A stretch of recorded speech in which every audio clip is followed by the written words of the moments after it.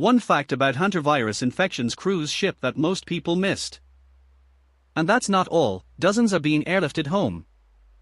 The name, hantavirus infections cruise ship, is blowing up online right now, but why?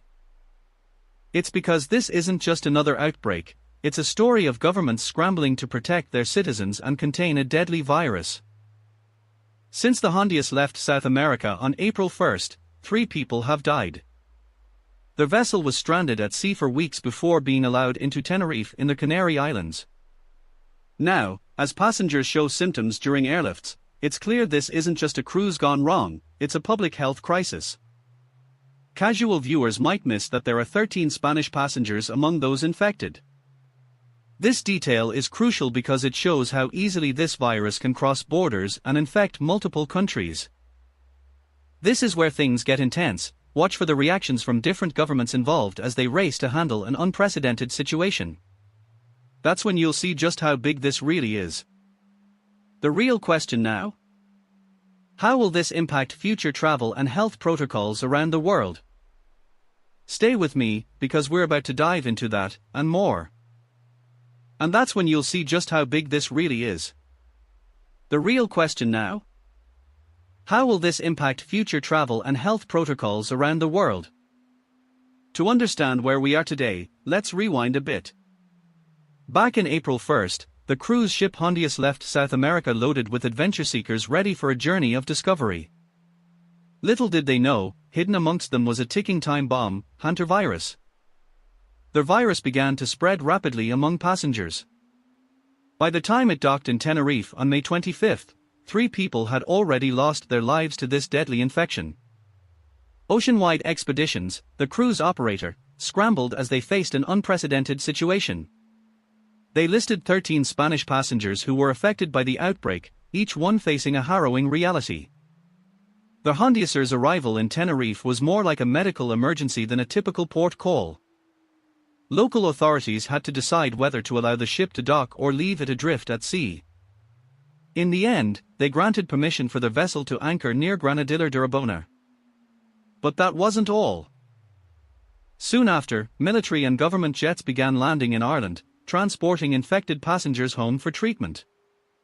As you can see, this cruise ship was suddenly a hotbed of hantavirus infections. Here's how it all went down. The HondiUs left South America on April 1st with over 200 passengers aboard, but soon after setting sail, things took a terrifying turn. One passenger began showing symptoms, and by the time they reached Tenerife in the Canary Islands, there were multiple cases on board. Oceanwide Expeditions, the cruise operator, confirmed that 3 people had tragically lost their lives during this voyage. The sick passengers were airlifted off the ship under strict protocols to prevent further spread. French national Marie Dubois was among those evacuated and later showed symptoms during her medical evacuation flight from Tenerife. It's hard to imagine the fear and confusion aboard as dozens of infected individuals were carefully transported back home on military aircraft, landing in Ireland and other locations.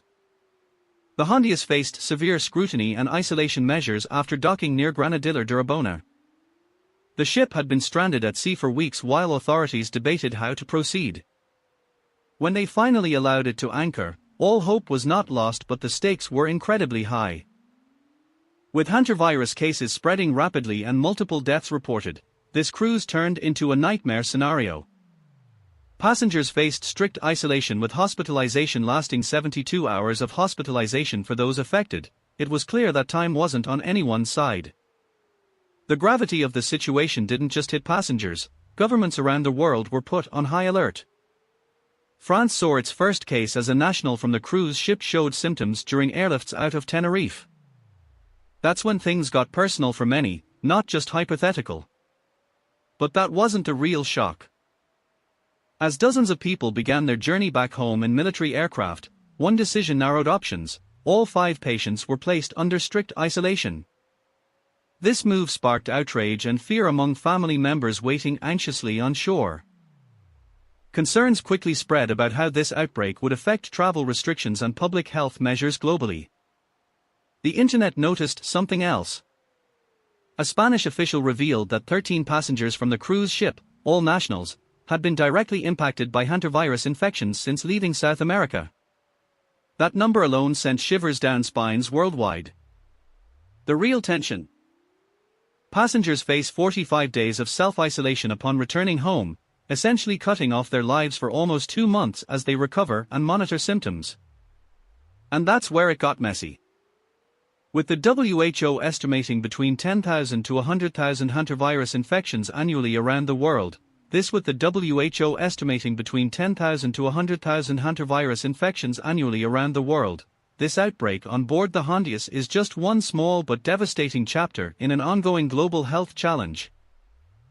The question remains, how will this incident impact future travel and safety regulations?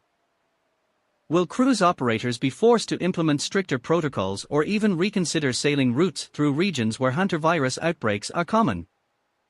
If you enjoyed this story, subscribe. New stories every week.